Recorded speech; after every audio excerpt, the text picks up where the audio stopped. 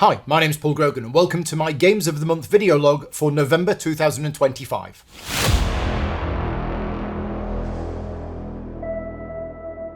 I'm recording this video on the morning of Friday, 28th of November, and I'm going to be talking about all of the games that I've played since the last video log, which was the end of October, right through to yesterday. I'm not going to include the games that I'm playing today. I'm hoping to get this video log out by the weekend, so by the time it comes out, it will already be out of date because I will have played some extra games. But yes, I'm going to start by talking about all of the games that I've played. Then we're going to give you a Patreon update, tell you what's coming new to the channel over the next month, give you a quick GridCon update, and information about the charity. Now, this video log is likely to be shorter than the other ones because when I looked at all of the games that I've played in November, it's not actually very many. Combination of circumstances, GridCon has taken a lot of my time and energy away. But also, because I've been so busy with everything in November, I've cut down the number of online plays that I've played on Board Game Arena. Let's start by all of the games that I've actually played in November.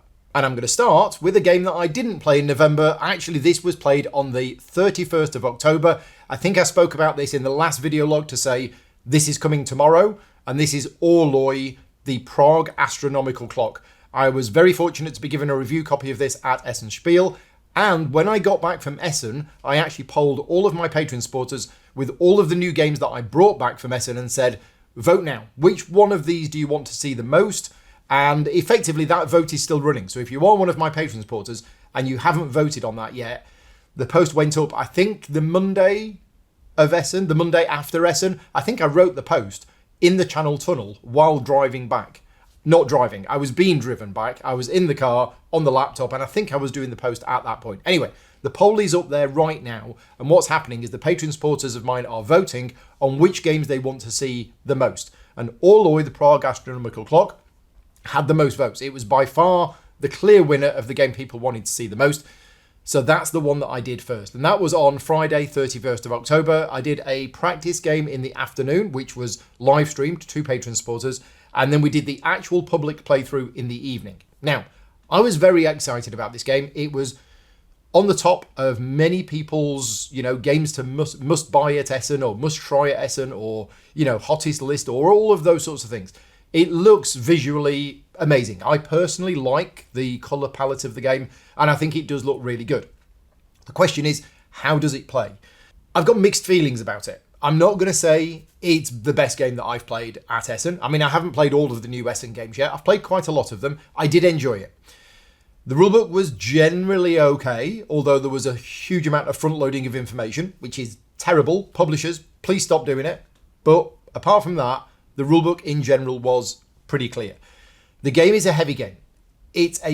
Some people will call it a medium game, right? It's a 45-minute teach. If you want to teach that game, which I did in that video on the 31st of October, it was a full teach and then we played it. And it was about 45 minutes. So it is a heavy game. There is a lot going on in the game. And if you're not into your heavy games, then you're probably not going to like it because there is potentially a little bit too much going on. And this is one of the things that I've spoken about over the last sort of 18 months is that a lot of games seem to be having the kitchen sink thrown at them in an effort to try and make their game, I don't know, bigger, better, and more popular, right? And games don't need to be that complicated. It is at the upper limit of what I am comfortable with as a person who enjoys medium to heavy games. And the graphic design I found okay. I know a few people have said that there's some issues with it. I thought it was okay. We did get a couple of rules wrong in the afternoon playthrough, which was a practice. And when we went back to the rulebook afterwards, we realised that the rulebook was actually well written in that respect and we just completely misread it. It was the part where you're building parts of the clock and how much you have to pay. And you have to pay everything that's in the row and the column. And for some reason, we just read that as in the row and not the column. So yeah, we got that completely wrong. We got it correct in the playthrough that we did in the evening. But yeah, the people I've played this with have generally enjoyed it. It's a game which I definitely want to play at least another once, maybe twice. One of the things that I really didn't like about it, and this is purely a component issue, is the player boards. The player boards are made up of these 2 or 3 bits of cardboard that you sort of, you put that there, and it's like, it should have just been part of the player board. There was no reason to have it as a separate bit of cardboard, because then it moves around and you tuck a card under it and you move a cube on it, and it's just a bit fiddly. That's my biggest I think my biggest criticism of the game.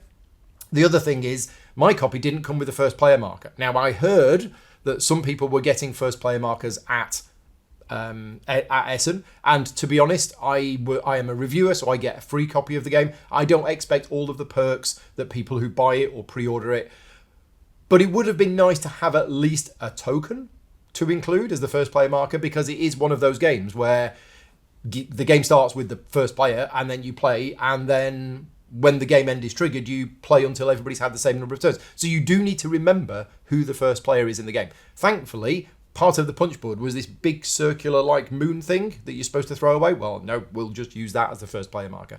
But yeah, I enjoyed it. I'm not going to hype about it and say it's the best game of the year. It is quite heavy. There is a bit of chaining of effects, but not as much as the next game I'm going to talk about. Yeah, we'll see where it lands in my top games of the year in about 12 months' time. So the next game I spoke about, and many of you wrote in letters of complaint to me, many of you, nobody, about the fact that I didn't mention Agemonia in the October video log. And that's because, sad to say, didn't actually play it. October was an extremely busy month for me. Not as busy as November, but we didn't actually manage to schedule a game in October. I think we'd planned to, but then something went wrong and we didn't actually do it. Anyway, we've gone back to Agemonia only once, unfortunately, in November, which is, again, a bit disappointing, but we are meeting up twice in December to continue our campaign. We played Scenario 16C. I don't want to give any spoilers away for those people who are potentially going to play Agemonia, but I've spoken about this many, many times. Agemonia is fantastic. Scenario 16C is the third part of Scenario 16. And it confused me a bit why they didn't just call it Scenario 16, 17 and 18 and say you do this one, then you must do this one, then you must do this one. But now that we've played all three of them do take place in the same location, and it is one following another. And every time we've played it, we've been really hoping to play two scenarios. And then even Scenario 16C, we were like, right, we're going to do Scenario 16C, and then we're going to do an arena, because we haven't done an arena yet at level 3. And Scenario 16C took us about 2.5 hours, and then we were like, no. we haven't got time for that. Because we normally meet up for about 3.5 hours, and then one of us will cook dinner. I say one of us, it's never me.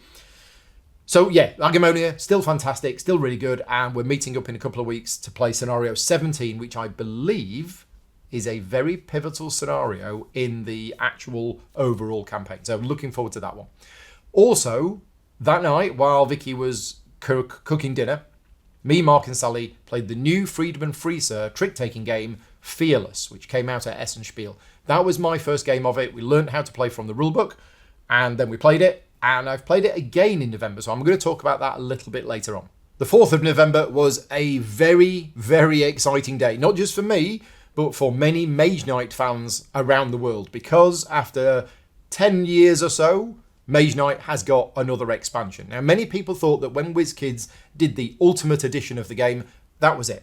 They did an Ultimate Edition, which was basically a big box, which would contain all of the expansions that have been created in one big box. There you go, the game's done.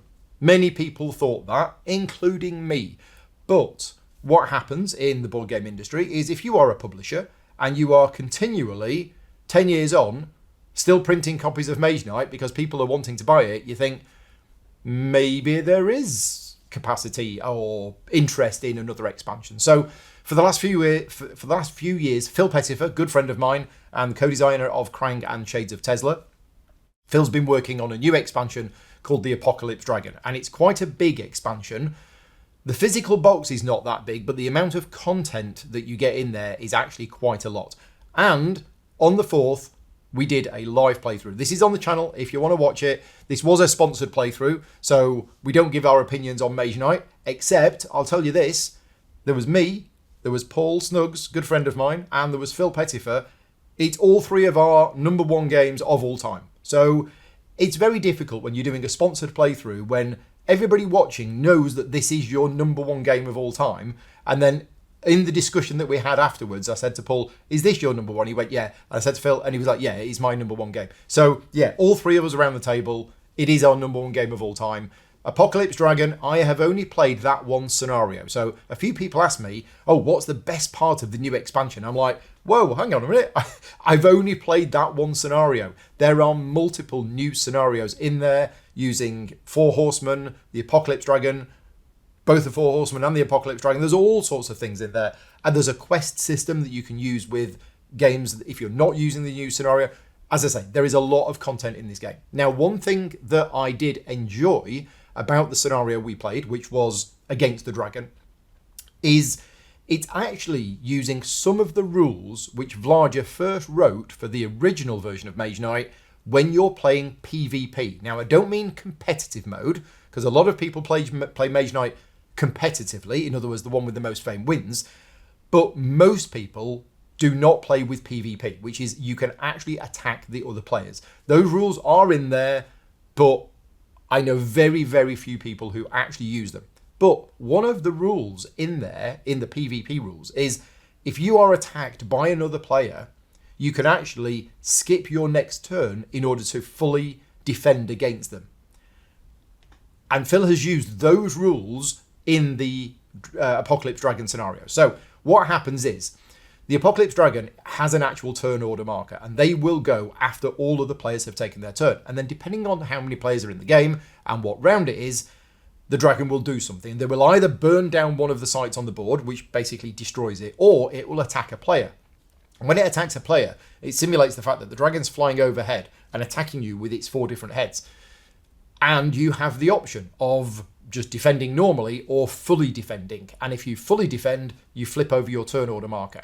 So I like that in there. I don't think any of us actually did that, but the option is there. Now, the other thing about it, and I know some people are not going to like this, and I know that because some people have left me YouTube comments saying, I don't like this, but I actually did quite like it. The fact that at the end of each round, you know one of the players is going to get attacked, and you actually know which one it is. So in round 1 of the game, or until you found the dragon's lair, it actually attacks the player who is furthest from the portal. So this is another factor that you need to take into account. And when it attacks you, you got to try and find shelter, because otherwise you get attacked by all 4 heads. So a little bit of a spoiler, but what happened in our game is I took control of a keep. So I went in there, defeated the occupants. It was my keep. Great. And then the dragon came along and attacked me. And you have a choice at that point as, well, I could leave the keep and just stand outside and let the dragon take me on, or I could get the protection of the keep, which I did, but unfortunately the keep's then destroyed. And this became a running saga through the entire game. I think over the course of the game, I managed to conquer 3 keeps, and as soon as I did, the dragon came along and burnt it down. But I needed that keep to protect me, otherwise I would have got damaged. So yeah, I very much enjoyed playing Mage Knight again. Did I enjoy it more because I was playing Apocalypse Dragon? I can't say that. What I can say is that I'm very happy and very excited about the fact that there is new Mage Knight content coming out for my number 1 favourite game that is now, 13 years old? 14 years old? Something like that. So that's great. Would I have enjoyed the game better because I was playing Apocalypse Dragon, or would I have enjoyed it the same if I was playing Mage Knight? To be honest, I think I probably enjoyed it a little bit more because it was new and exciting and I didn't know quite what was going to happen. But playing Mage Knight is always good. So that is on the channel now if you want to see a playthrough of one of the scenarios for Mage Knight Apocalypse Dragon. And if you do watch it, or if you have already watched it but you missed the bit at the end where we accidentally left the cameras rolling, go back to the video, skip to the very end. There is a post-credits sequence which we accidentally left on the video. Anyway, moving on. 6th of November, Stuart came over in the afternoon and we played a little card game called Marvel Skirmish in New York. Now, I wasn't sure about this game when I first heard about it because it's a re-implementation of an older game called Fight for Olympus. And it looks like, my initial impression, and I was wrong, I will say that now, my initial impression was they've just taken an older game, which is a card sort of playing 2-player head-to-head Euro-style game, and they've put the Marvel theme on it. And I was like, oh, is this really going to work? But it's from Lookout Games. I have a good relationship with Lookout Games. I spoke to them and I said, look, I'm a Marvel fan. I love the Marvel Cinematic Universe and the graphic novels and the comics and everything. if you're looking for any kind of sponsored playthrough of this, I would be interested in it. And they said, actually, yeah, let's do that. So this was a sponsored playthrough. Bear that in mind as I'm talking about the game. But when I started looking at the game and learning about it, it wasn't just a complete reskin of the older game. It has been tweaked, it's been re-implemented, and does it fit with the Marvel theme? Absolutely. It really does. So it's called Marvel Skirmish in New York, and it is a 2-player card game. One player is playing the heroes, the other player is playing the villains, and you are basically playing it's a lane battler game, where you're playing your cards to certain lanes on your side of the table, and then they will fight the people on the other side, and you're effectively what are you trying to do? You're trying to win. There's a few ways to win, and there's control of Manhattan, where you're moving a marker up or down. It's like a victory point track, and if it gets to one of the ends, it's a tug-of-war system. Then you win. Or you can win by, if you're the heroes, rescuing all of the citizens, and if you're the villain, I think there's another way to win. I can't remember. It's a few weeks ago, but I really enjoyed it, and I want to play it again. The downside is I made an absolutely stupid mistake, not a rules mistake, but a play mistake. So in that live playthrough that we did, it unfortunately didn't show the game off very well, because people said, oh, well, the villains won easily. And I'm like, did you not see what I did on turn 2? And I said it at the time.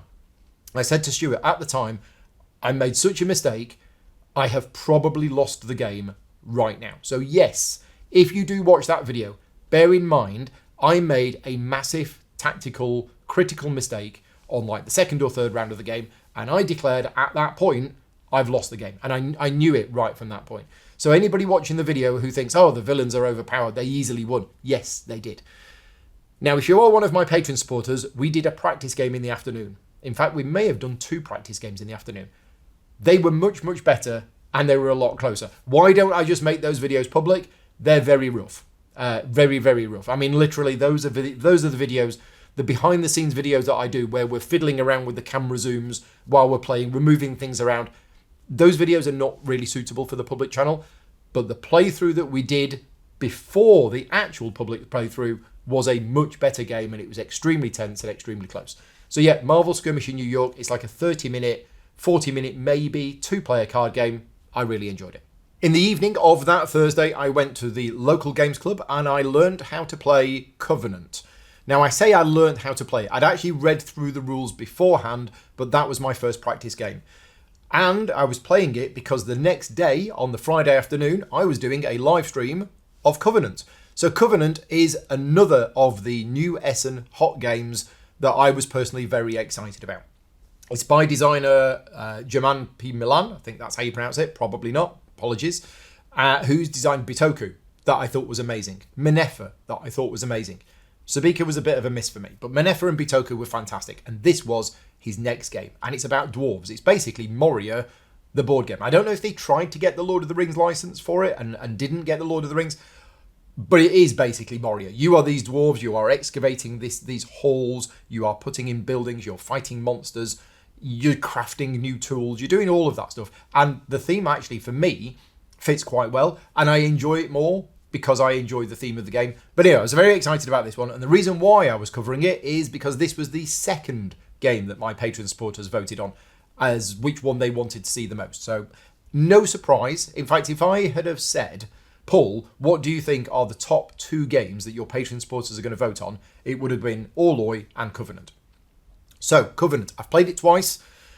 Few things that I want to mention about it. First of all, does it beat Bitoku and or Minefa as my favourite game from this designer? No. I enjoyed it, but I still prefer Bitoku and Minefa. So Covenant is in the same category for me as Orloj, in that I want to play it again. I'm more inclined to play again. I think I preferred it to Orloj. Probably got another 2 or 3 plays of it, and then maybe I might be done with it. Maybe even just 1 or 2 more plays of it. And the reason for that is I'm not keen on chaining actions. Now, I've spoken about this many, many times, but if you are one of the people who are watching this video log for the first time and you don't know my particular taste in games, I like games with micro turns. It's your go. What are you doing? I'm going to move that piece to there and collect this. Done. That's it. I'm not a big fan of things where one thing chains off another. Now, I'm not saying that I don't like it at all. If I was to choose an action, move that piece to there, oh, I've landed on an icon, what does that do? It gets me this. I'm okay with that. That's fine. But when you do one thing, and then that does something else, and then by doing that, you've done two other things, which you can do in any order, right? So I'll do that one first, but then that one triggers something else. We do that. Now we go back to this one. Right. Also, once per turn, you can use a thing, right? So I'll now use that thing. That thing moves me up a track, which lands me another icon, which allows me to do... I'm not particularly keen on that. A lot of people love it. And each one of those things is actually really small. We're not talking Lacerda complex actions here. We're talking relatively simple actions. But if you watch my live playthrough of this, and I did a live playthrough on the Friday afternoon, every time I'd taken my turn, I had to recap. I was like, right, just for my benefit, I did this, which did that. That then did this. I moved that up there. I put two things in here. That got me this. Then I used this. That got me that. Is that everything? And I did it to make sure I didn't forget anything. And yeah, that puts me a little bit outside of my comfort zone. If it weren't for that, my opinion on the game would be a lot higher and I'd want to play it a lot more. The other big problem with the game is, unfortunately, and I'm not going to say it's a rulebook issue. I mean, there is a rulebook issue. The rulebook has way too much front loading of information, but most of the time the rulebook, what's written in the rulebook is clear. It's just there's too much front loading of information again. However, there is one big problem with the game. So if you haven't played Covenant yet and you are going to play Covenant, please be aware of the fact that they missed the icons on the mining track. Unfortunately, I forgot to put a piece of paper inside the copy of Covenant that was at GridCon. And it was borrowed a lot of times at the convention, and it was played a lot of times. And so many times over the weekend, at least 3 or maybe 4 times over the weekend, I went over to a group of people that were playing Covenant, and I said, just checking, you do know about this, don't you? And they went, no. In fact, 2 groups played the entire game and nobody got any relics from the mining track. And then I had to tell them about it. So I'm saying it's not a rulebook issue because the rulebook is kind of correct. It's a bit vague, but it's kind of correct. It says whenever you're moving up one of the tracks, if your piece lands on an icon, resolve that icon. Except the mining track, they forgot to put the icons on it. And the icons are, at this point, get a relic, at this point, get a relic, and at this point, get a relic. So, yeah, if you are playing Covenant, then please be aware that there are icons missing from the mining track. There you go. Right. The game was good. I want to play it again. I just, as I say, I don't know how much. Speaking of short turns, on the Friday evening, after we'd played Covenant in the afternoon, Civolution with the new expansion. So I hadn't actually done a playthrough of Civolution with the new expansion, and I needed to play a game after playing Covenant, a game that I knew. And I got people involved who already knew the game so that there was no teaching and we just got on and we played it. Now, Civolution, as I have gone on record and said, it is my favourite game of 2024. Yep, 2024. It's my favourite game of 2024. And I still love it. And I really enjoyed it. So there is a playthrough of Civolution with the new acceptance letter mini expansion. That's on the channel from that Friday, which was, what was the day? 7th? Yeah, I think it was Friday the 7th. Playing Civolution again made me think about all of the new Essen games that I've played from this year's Essen stock. Many of which I covered in the couple of months before, and some of them, like Orloj and Covenant, I've played afterwards. There hasn't been anything better yet. So for me, there hasn't been any game that I've played from this year's Essen crop which is better than Civolution was. I just love Civolution, so I always get a kick out of playing it. Now, the caveat is that I am always happier and more comfortable playing a game that I know rather than a game which I'm kind of still learning. So with that in mind, I've actually sat down a little bit of time and thought, right, okay, if I really knew Covenant and we played with the right rules, would I still enjoy it Would I still enjoy Civolution more? Yes. What about Orloj? Yes. So I actually went through, and yeah, that's where I stand at the moment, but there are still other Essen games to cover. On Monday, the 10th of November, Stuart came over and we did a learning playthrough game of Speakeasy, the latest Vital Lacerda game, which is being delivered to backers right now. Some people are getting it, some people have already got it, some people are getting it in December, some people are getting it in January. I'm actually going to be working on the official how to play video for the game. I've started working on the script, but before writing the script, the first thing I need to do is to play the game. And this is one of Vital's games, in fact, the first of Vital's games that I haven't played at all during its development or playtesting or anything like that. Normally, I'm involved in that process, but I don't really do that anymore. So this was my first exposure to the game. Stuart, good friend of mine, been on the channel loads. Stuart spent the weekend learning how to play the game, reading through the rulebook and things like that. And then he came over in the afternoon and we did a playthrough video where Stuart taught me how to play and we played it. Now, that video is rough, so it's a Patreon-only video. If you are a Patreon supporter of mine, you do have access to that video. I will be doing a public playthrough video of it once I know the rules of the game fully. Probably going to be January, maybe to tie it in with the release of my how to play video. So I'm professionally involved in this game. I am going to be creating a how to play video for the game, which is a paid piece of work from Eagle Griffin Games. And I've got a great relationship with Vital Lacerda. But my initial impressions is what people suspected. Some people who know me very well said, Paul, this might become your favourite Lacerda game. Now, I have played it once, 2-player, while learning the game. But my initial impressions were very good. I enjoyed the game, I enjoyed the theme of the game, and Stuart did a great teach, but I actually felt less confused than I have when playing most of Vital's other games for the first time. Usually, a Vital Lacerda game, for me, first game is just drowning information. I have no idea what's going on, and I'm learning the rules, and we probably make some mistakes. Second game, ironing out those mistakes and actually, right, by the end of the second game, right, I think I know the rules now and how to play. Third game is where I can actually start going, right, how do I actually try and do well in this game? But, yeah, as I said, Stuart did a good teach and I learned how to play it, and I've only played it the once, but my initial impressions are good and I will be playing it more and, yeah, be working on the video. So watch out for that. On the 14th, which was a Friday, I think it was a Friday. Yeah, Friday, that was it. Things didn't go to plan on the Friday. The game was Quartermaster General South Front. And the plan was that Pete would come over in the afternoon and we would play Quartermaster General South Front, which is a 2-player game based on the Quartermaster General series, designed by Ian Brodie, published by Ares Games. And then in the evening, we'd be doing something else. I'll talk about that in a minute.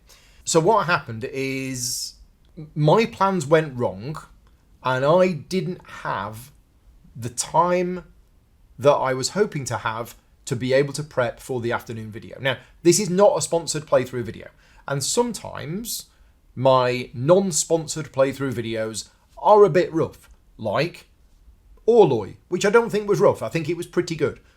Covenant, my one of Covenant, again, not sponsored, but I think it was pretty good. This one was not sponsored. It was a complete mess. Now, I say it was a complete mess. From my point of view, I felt really uncomfortable the entire way through that video because it's a public live stream. This is not private or anything else. It's not pre-recorded. It's a public live stream. We are going out. People are watching, including the designer of the game. And me and Pete were really struggling. Now, that's not because the rulebook is bad. The rulebook is actually very good and very well written with lots of good examples. But I felt reasonably confident going into that day that Quartermaster General South Front will be able to play it from the rulebook because I already know how to play East Front, and this is just the next game in the series. 2 things went wrong. 3 things went wrong. First of all, we didn't get started learning the game until about 45 minutes before the stream started. That wasn't enough. Second, turns out I didn't remember how to play Quartermaster General East Front. And third, South Front is a lot more complicated. So, yeah, from my point of view, that live stream was Not one of the best I've done. In fact, it's one of the worst I've done. And people might have enjoyed it, but me and Pete were really struggling with the rules. We were making rules mistakes. We were having to look things up. We were having to get answers from the chat. And it's just because I underestimated how much time it would take me to learn the game to a comfortable level to be able to then play it on stream. Anyway, that is on the channel now, but don't watch that one. If you want to see a playthrough of Quartermaster General South Front, hang fire, there's one coming on Monday. I'll talk about that later. Now, also that day we played Tenby. Tenby is a game that Mighty Boards is going to be publishing. Mighty Boards asked me to do a video on it. It is a sponsored video, but Tenby's getting a lot of rave reviews. And I was like, surely it can't be that good because so many people are talking about it and saying how amazing it is.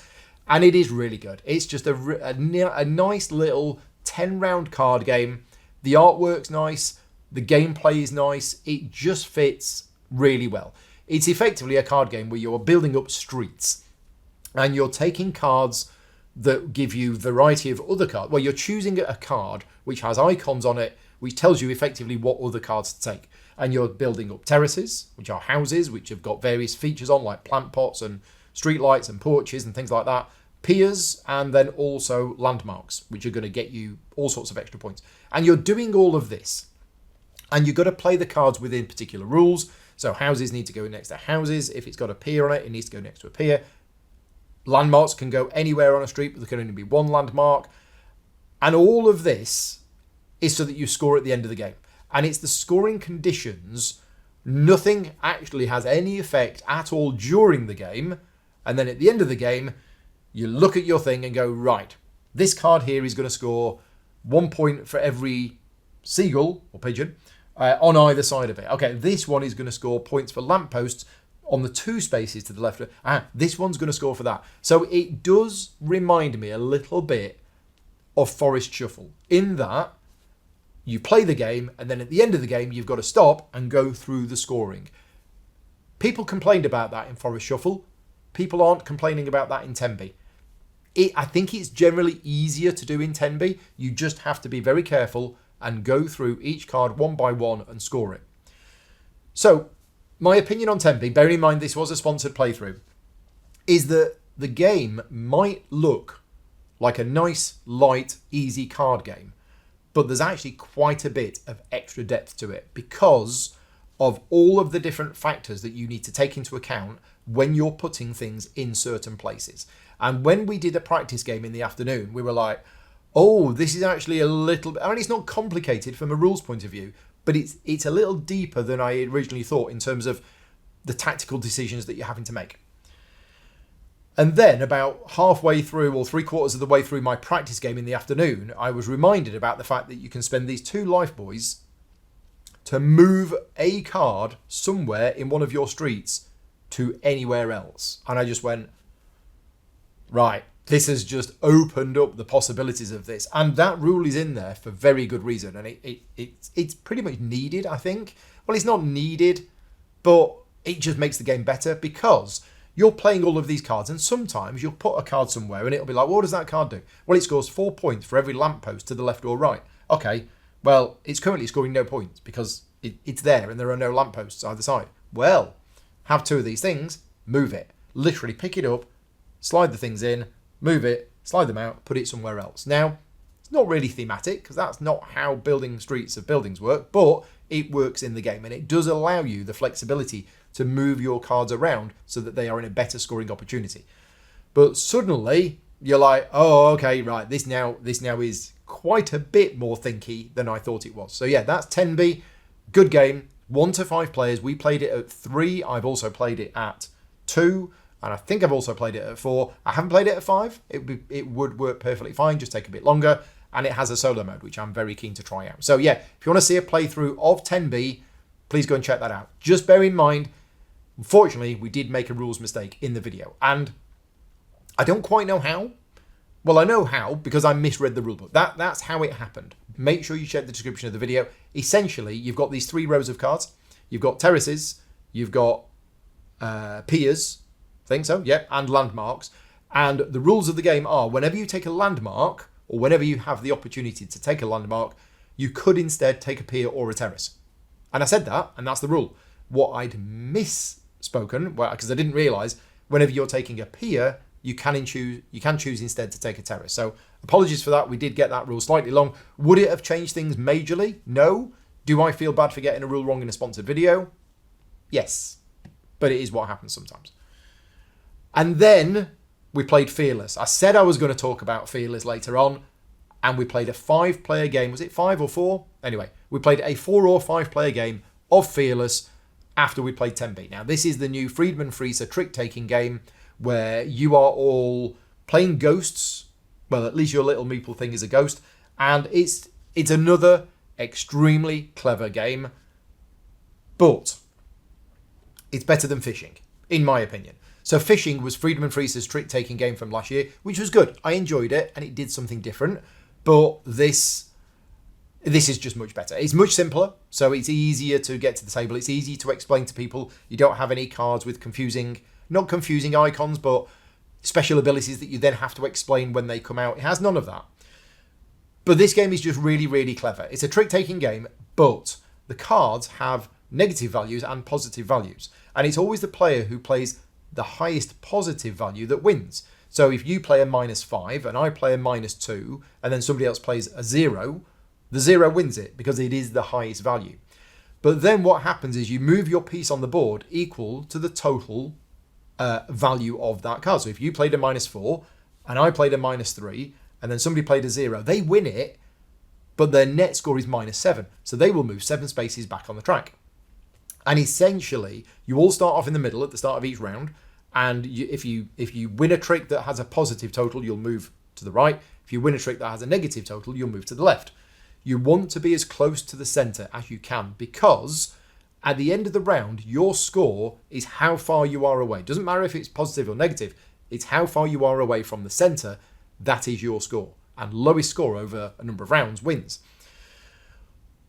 What if you don't win any trick? Well, if you don't win any trick and you are still on the starting space, you actually score 15. So you don't want to do that. You definitely want to win one trick to leave the house to score something. And after playing it a few times, we've realised there is actually quite a bit of decision space in this game about what you play. There's the potential to screw over other people, which is always fun in a trick-taking game. So yeah, Fearless, the new Friedman Freezer trick-taking game. That was not a sponsored video, and it is on the channel now from Friday the 14th. Go back and check it out. In November, I played 2 games of Earthborne Rangers. These are both on the channel now, part 6 and part 7. One of them was from the 18th of November and the other one was from the 25th of November. We are continuing our Earthborne Rangers campaign. Day 7 is, probably not even halfway through. We are going to be continuing this campaign for the next few months. There's very little that I can say about it other than what I've already said, which is it's amazing, I love it, we're still playing it, we're still enjoying it.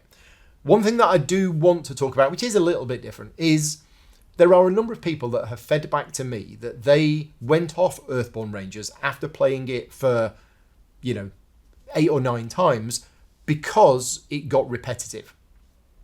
And I've not heard those comments before, but I've heard a few of them in the last month. And I'm very curious to see, if you're watching this video and you are one of those people, let me know. Because Earthborne Rangers, the way that it works is every time you travel to a new location, you build a path deck. And that path deck consists of cards that are specific to the location where you're going to, if it's a pivotal location, and then the cards that belong to the set based on the terrain type that you use to get there. So for example, if you go from A to B and you are travelling through grasslands, then when you get to location B, you will make the path deck full of the grasslands cards. And there are 5 or 6 different things. There's grasslands, there's lakeshore, there's mountains. There's others as well that we've not encountered yet. Now, the repetition that people have said is it's always the same cards. So those grassland cards, the 11 cards in the grassland set, or the 12 cards, it's always the same 12 cards. So you end up with a repetitive nature of constantly finding the same things. And I actually I had that in the back of my mind when we were playing days 6 and 7. Now that I'm aware of that being a potential issue, every time we played in those 2 games, I don't know what I'm trying to say here, I thought, we have seen that card before. Has it now got boring? we have found, oh, it's the romping lutrinal again. Boom, ambush one, we now need to deal with it. And the answer is no. For me, that, although we were seeing the same cards, I didn't mind that. Now, bearing in mind we're only on day 7. Ask me again when we get to day 14 or 15, where we travel through the grasslands and we're like, here we go again, romping lutrinal. You know, it is the same thing. But there is part of this game where once you get to know the cards, I start feeling, we know what we're going to do with this. Yep, absolutely. We need to do that. We need to move it here.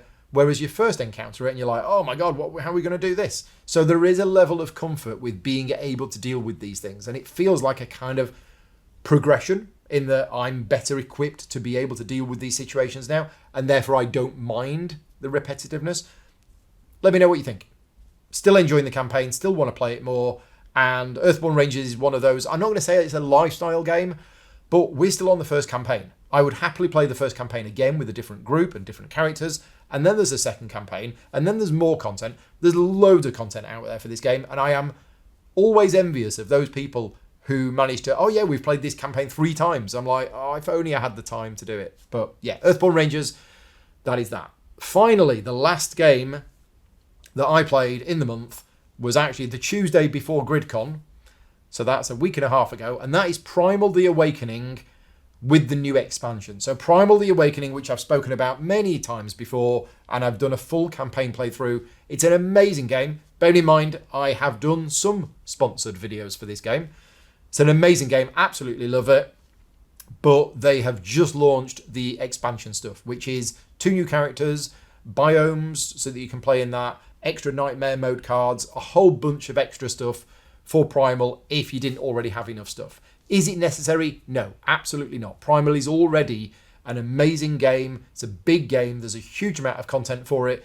You do not need any of the extra stuff. But if you like Primal and you want the extra stuff, then it is there. And you can actually get it directly from them. They did crowdfunding originally for the game, but now they are just doing sales through their web store. And I don't know if there's any left. I did read somewhere that they've already sold out of the new stuff, but they'll be doing another print run of it. So the 2 new characters, we did a playthrough using those 2 new characters. And that is on the channel now if you want to see what's new in the new expansion, or at least part of it, because we showed the new characters. One of them was played by Rick, who's a woman with a spear and can charge up the spear to pierce through armour. And the other one, which was played by Davey, is a drummer that's trying to keep the rhythm, play through these cards. And the timing of that, it's quite a complicated character to play, apparently. And we played on the Crystal Biome. So Crystal Biome is one of the 10 different biomes that you can play on. And we specifically chose a boss that isn't suited to the Crystal Biome, just so that to show that you can. Because a lot of people will think, oh, Crystal Biome can only use that for crystal monsters. And it's like, no, you can actually use any monster with any biome. But anyway, playthrough of that is on the channel if you're interested in seeing how that battle works. And that's pretty much everything. Now, there is some other stuff. I did a digital playthrough of My City, which is on the channel now if you want to watch it. It wasn't a live stream, it was a pre-recorded video. And this was not a sponsored playthrough, but I have a good relationship with Spiral Burst Studio, who created it. They also did Maracaibo, which I've covered on the channel years ago. And I'd not played My City before, but I've now played quite a bit of the My City app. And the digital implementation is really good. And I'm doing a giveaway. So if you're interested in winning a copy of My City, a digital key for it, check out my My City digital playthrough, and in there is the details of how you can win a copy yourself. Now, we're going to talk about GridCon. So GridCon is the convention which me and Vicky organise. This year was GridCon 6, so it's our 6th official GridCon, although we did run a couple of other named events beforehand. And yeah, it's hard for me to put into words exactly how I feel about GridCon. I just want to say a huge thank you, first of all, to everybody who came, because everybody seemed to have a really good time, and it's always extremely rewarding to know that you've put on an event where people turn up and just really, really enjoy themselves. It's very heartwarming to read that some people have said that this is their favourite convention of the year. That makes me and Vicky feel great, because we know that all of that hard work that we put into making it happen is really appreciated. So yeah, thank you very much to everybody for coming. I also want to give a shout out to all of the sponsors that we had. I'll put a picture on screen now. This is a list of all of the sponsors that we have for the show. These are people who financially contributed to help make it happen, because without the financial support of some of the publishers, we just simply are not able to run the event without charging 60 quid a ticket or 70 quid a ticket, which we don't want to do. And what we have is that we provide various help for these publishers. We do sponsored demos, we put their signs up around the place and things like that. We also do a charity raffle. Now, charity raffle and GridCon are things that have always been together, and every year publishers are extremely generous about the games that they donate. So I'll put a picture on screen. This is the charity raffle at GridCon 6. And as you can see in the bottom left, we raised £6,100, which is being split equally between 3 charities: Mind, Macmillan Cancer Support, and Chrysalis Youth Empowerment Network. That raffle prizes is a combination of donations from publishers. Some of the publishers who also sponsored the event also donated prizes, but also there were many other publishers who donated prizes. I will be putting a full list of all of the publishers that donated prizes on the GridCon website. So if you're interested, then at some point, hopefully over this weekend, we will put a full list of everything that was donated on the GridCon website. So a big thank you to all of the publishers for giving games. And about 80 of those games are from my collection. So I cull my games every year and try and get rid of between 75 and 100 games. And they go into the GridCon charity raffle. Some of those games are really good games. I just don't have the space for them. And some of them are not so good games that I just need to get rid of. But anyway, we sold a huge number of tickets. Vicky spent all weekend folding tickets, and we did the draw on the Sunday. So yeah, just a big thank you to everybody for making that possible. We divided, as you can see, as you may have seen from the picture earlier, we divided all of the prizes into about 40 lots. Each lot was worth about 160, 170 pounds, something like that. Some of the prizes were huge and were, in lots with small games, and some of the lots were like 4 or 5 games. I also just wanted to say a few more thank yous to Willem for helping me put together the raffle lots, to Rick and Victoria for running the treasure hunt that we ran on the Saturday morning, Chrissy and Brett for organising and running the pub quiz, which happened on the Friday night, and also Louis and Kat for helping put together the Blood on the Clock Tower events that happened on the Friday and Saturday. Big thank you to everybody came, and yeah, that's GridCon. Now, I want to talk about the plans for GridCon 7, because I know some people are not going to like this. We have always said that if you are a Gaming Rules patron supporter, you have early access to tickets. And the reason why we do that is, although GridCon is a separate event, it is heavily tied to me, Gaming Rules, because it's me that does all of the organising with Vicky. And the months of prep that go into GridCon, half of which is all around the charity raffle, and the stress that it puts us both under, that's not paid for. I mean, GridCon is financially, it's okay, but it doesn't pay for the time that it takes me and Vicky to organise and plan the event. So the way that I justify this in my brain is that, well, that's okay because I get such a good financial support from my patron supporters that I don't need to worry about all of the time that I'm spending on GridCon, because I'm financially okay. And the reason I'm financially okay is because of the patron supporters. So therefore, I've always given patron supporters early access to the tickets. And that's been the way for the last 6 years. And then, however many tickets are left, go to the public. Now, that's always worked for us in the past. And we said for GridCon 6 that we're going to do the same thing. There will be a certain amount of tickets for the public. I don't feel comfortable, and I think Vicky feels the same, about making it a Patreon exclusive event. It just doesn't feel right. It feels like we're running a convention. There should be some tickets left for the public. However, this year, GridCon 6, because we had issues with the ticketing system and the website crashed and there was all sorts of problems with it, we did it slightly differently. And what I did is I messaged patron supporters and I said, right, I need you to all apply for a ticket. Fill in this Google form, and what you're doing is you're not buying a ticket, you're applying for a ticket. And we had more applications than there were tickets available. And that actually impacted me quite a bit, because we're now at a position where there aren't enough spaces at the convention for all of the patron supporters that want to come. And you might think, oh, it's dead easy, just find a bigger venue. Right. Trust me, Vicky has been looking. We've been looking at other venues for about 9 months, and we've not found anything suitable. We've been and seen some, and we just haven't found anything suitable. Plus, we don't want to grow the event too big. We're not intending to become, another UK Games Expo or something like that. We're happy with the 300 people. We like it at this size. But when I've got people on the list who missed out on getting a ticket, who have been patron supporters of mine for 5 years, and they don't get a ticket because there aren't enough available, that made me feel terrible. Now, thankfully, the way that it actually worked out is because the people who applied for tickets and didn't get them because there weren't enough, then once we'd started processing all of the cancellations over the last couple of months, I am happy to say that every patron supporter of mine that initially wanted to come, that didn't get a ticket in the initial batch, was offered a ticket. Now, some of them couldn't make it because it was then short notice, but some of them could.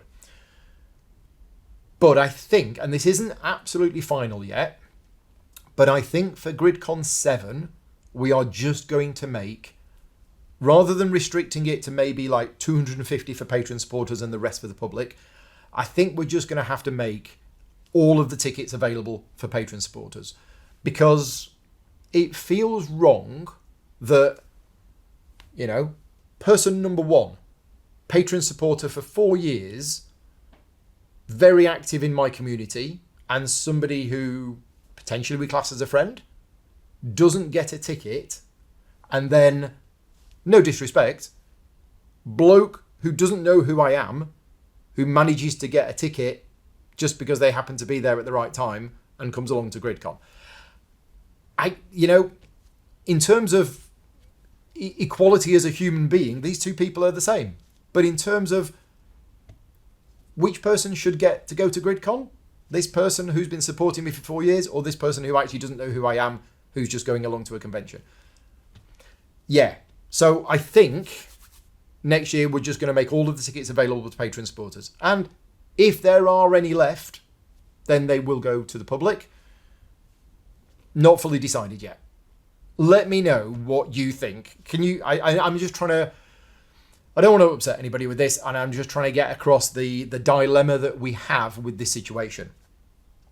I also very strongly do not want anybody to start supporting me on Patreon in order to get a ticket, right? If you want to start supporting me on Patreon, you are helping make videos like this possible, all of these playthroughs that I'm doing which are not sponsored, and basically the channel, right? That's what the Patreon is for. The Patreon is not for GridCon. It's not to get GridCon tickets. It's to get access to all of the videos and everything else. And the access to the GridCon tickets is a byproduct of being a patron supporter. But anyway, I've spoken about it enough. As you can see, hopefully, this is a difficult situation. We don't quite know what to do about it. But anyway, moving on, speaking of Patreon. And for those of you that don't know, this video is not sponsored. I don't get paid any money by anybody for creating these videos. All of my advertising revenue from this video and all of my other videos goes to charity. And I'm only able to do that thanks to the amazing support of my Patreon supporters. And if you want to support me directly, financially, Patreon is the best way of doing it. Patreon.com/gaming rules. Got various levels of support. Right now, at the time of me filming this video, we've got 1,257 Patreon supporters, which is, I say this every month, phenomenal. And I also say this every month, that number does not take into account all of the people that have actually left in the last month, because Patreon is a monthly rolling thing, and these people cancelled like last week. In fact, I think I've lost 4 supporters this week and gained 1 new one. But anyway, those supporters are still showing as active on the numbers because they are active. They've got a month membership. The fact that they've cancelled it, it will only deactivate at the end of their month. So yeah, it's 1,257 right now according to the stats, but I don't think it is that. But anyway, we are still, 3 people up on last month, which is it's still positive. On screen now is a list of all of the new Patreon supporters that have joined me since the last video log. So very much big thank you to all of you. And as always, a big thank you to everybody who continues to support me with what it is that I'm doing. Now, I mentioned last month that I'm going to be starting doing a series of Patreon giveaways. Maybe I didn't mention this last month. Maybe I mentioned it the month before. But anyway, I'm giving away a copy of Perseverance episodes 3 and 4. And I did the draw just before GridCon. And the reason why I did the draw just before GridCon is because I was crossing my fingers that the person who won was going to be at GridCon. Because then I could just give them the game and I didn't have to post it anywhere. And thankfully, Brett won. So thank you very much, Brett. For those people who don't know, Brett is the person who is an active member of the community on the Slack server. And he's the one that creates all of the monthly tournaments or the tournaments that we do. So thank you very much, Brett, for your support over the years. And I hope you enjoy the dinosaurs for episode 3 and episode 4. In addition to that, I'm also doing a series of Christmas giveaways. Basically, my collection is still too big. So I've gone through my collection. I've earmarked a number of games which I just need to give away. And you might think, well, why don't you put them into the GridCon charity raffle? But I'd already put 80 games into the raffle and it was already huge. So I thought, I'll tell you what, I'm going to do giveaways. Now, I've picked 10 winners, random 10 winners from my Patreon supporters. 3 of them were at GridCon. And the reason why I picked them before GridCon is so that I could give them away. So Phil got a copy of Thunderstone Quest, the big box, and Fortunes of Scoundrel Bay. Georgios got my trilogy of Kramer and Kiesling games from the early 2000s, Tikal, Mexica and Java. And Tim Rushby got Sankore, Unlock Extraordinary Adventures and some Terraforming Mars maps. Now I have picked 7 other winners, but I haven't contacted them yet. I don't think any of those 7 were at GridCon. I hope not, because otherwise I could have given them the prizes there. But check your emails or your Slack, because at some point in the next couple of weeks, I will be contacting those 7 winners and saying, look, you've won some games. Which ones do you want? And I will take care of posting them to wherever they are in the world. Unless you're in America. I don't think I want to send anything to America at the moment. So yes, the draw has already been done. I will let you know if you've managed to win something. In addition to these, the actual Patreon giveaway for this month is a copy of Magnate from Naylor Games. Now, why have I got a spare copy of Magnate? It's because Naylor Games are one of the companies, one of the publishers who kindly donated games to the raffle. Unfortunately, it became very clear that the game they were going to send wasn't going to arrive in time for the raffle. So what they did is they sent another one, which did arrive in time for the raffle. So I now have a spare copy of Magnate, The First City, designed by James Naylor, and I'm going to be doing a giveaway for it. So this is Patreon only. And how do you win? Well, if you are a Patreon supporter, then in addition to this video log, you get access to my bonus ranking video log. Now, I'm going to be filming that this weekend, and I'm going to be uploading it this weekend. So check out your Patreon email. Basically, if you're a Patreon supporter at $3 and above, then you will be getting a message from Patreon with the bonus ranking video where I rank all of the games that I've talked about this month and end up with which one's my favourite and which one's my least favourite, etc., etc. And in that video will contain details of how you enter the giveaway to win a copy of Magnate. So good luck for that, and I'll announce the winner next month. Charity money. So the charity money, as I mentioned earlier on, all of my advertising revenue from all of my videos every month goes to charity. It's about £500 each month. And where we're giving the money to this month is we're giving it to Mike Dennis from Ready Steady Play, because Mike needs to buy some new chairs. No, I'm kidding. Mike Dennis from Ready Steady Play, good friend of mine, fellow content creator. Every year, Mike does a 24-hour live stream, and that's actually happening next weekend. So Friday, the 5th of December, I believe he's starting in the evening, and then he's basically staying awake for 24 hours until the Saturday evening, and he's live streaming non-stop to raise money for charity. And I will be donating the advertising revenue from last month, which will be about £500, to Mike. I encourage you to at least stop in at some point in that 24-hour period and say hi to Mike. I will put a link in the description of this video to Mike's live stream. And Mike's live stream, which, as I say, is going to start, I think it's about 8 p.m. on Friday the 5th of December. But Mike's stream will contain all of the details of how you can donate. So yeah, good luck, Mike, with that.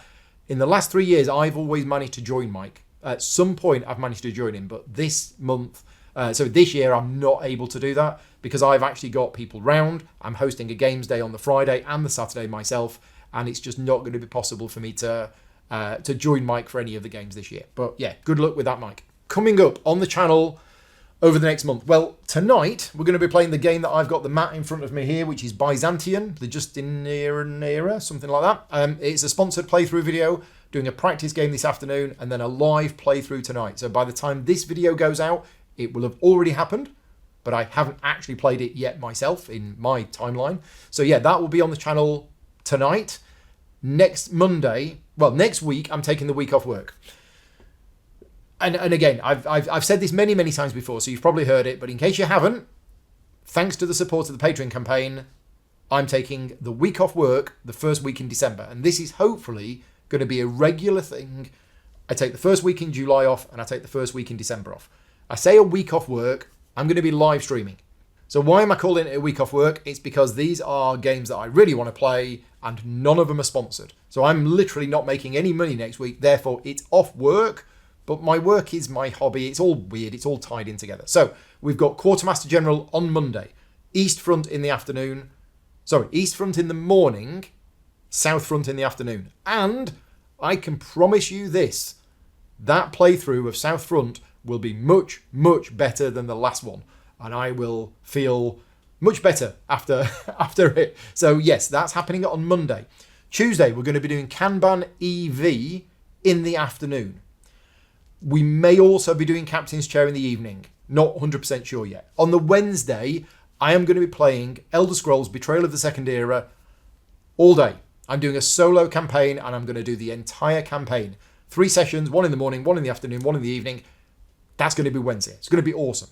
On Thursday, I am going to be doing a fighting fantasy book. So this is the people play along. It's going to be in the afternoon and the evening. We haven't yet decided which book we're going to be doing, but that's going to be on the Thursday. On the Friday, we're going to be doing Underwater Cities in the afternoon with the new expansion. We're going to be doing Anachrony in the evening. Then on the Saturday, we're going to be doing Voidfall cooperative mode. Then there's going to be something else Saturday afternoon, I don't know what. And then in the evening, Talisman. Talisman Nemesis, we're going to be doing on Saturday evening, because I am being joined by Glenn, Lord Zods, and John. The first two have their own YouTube channel called the Talisman Tavern. They are coming over all the way from the distant eastern lands of Norfolk, and they are going to be joining me for some videos that weekend, and they are going to be joining me for a game of Talisman Nemesis. Also, John, who runs the website Talisman Island, and he's been running it for, I think, over 25 years. It is a Talisman fan-based website, and John actually lives fairly close to me. He's only about 20 minutes away. But they're coming over in the evening. So, yeah, that's going to be fantastic. And Talisman Nemesis is the latest expansion for 5th edition that turns the game into a 1 versus many game. I don't know who the 1 is going to be. I suspect it's going to be Glenn. But we'll find out. So that's happening on the Saturday evening. Now, all of those videos that week, none of them are sponsored. All of the advertising revenue goes to charity. And the games that I'm playing are mostly voted on by my Patreon supporters. So my Patreon supporters have been voting for the last few days on which games they want to see me play. And the ones that got the most votes are the ones that I'm doing, except for Speakeasy, because I forgot to remove Speakeasy from the list. We have a fly in the room, I don't know if you can see it. Speakeasy was the game that most people wanted to see. And unfortunately for me, I shouldn't have put it on the list because I've already got a playthrough planned for January, and I'm going to give other games a chance. So yes, Kanban EV. Voidfall Cooperative Mode, Underwater Cities, Elder Scrolls Betrayal of the Second Era. These were the games that had the most votes. I mean, every game that I put up to be voted on, I would happily play. They're all great games. I really enjoy all of them. And even when I looked back at some of the suggestions, in the top 100 games that got suggested, and I picked the top 25 of those to put to the vote, 80 of those I'd be like, yeah, I'll happily play that. There's so many great games that I've got in my collection. And we're just tip of the iceberg, really. I mean, yeah, we're playing some great games that I haven't played for a long time. Kanban EV and Acrony.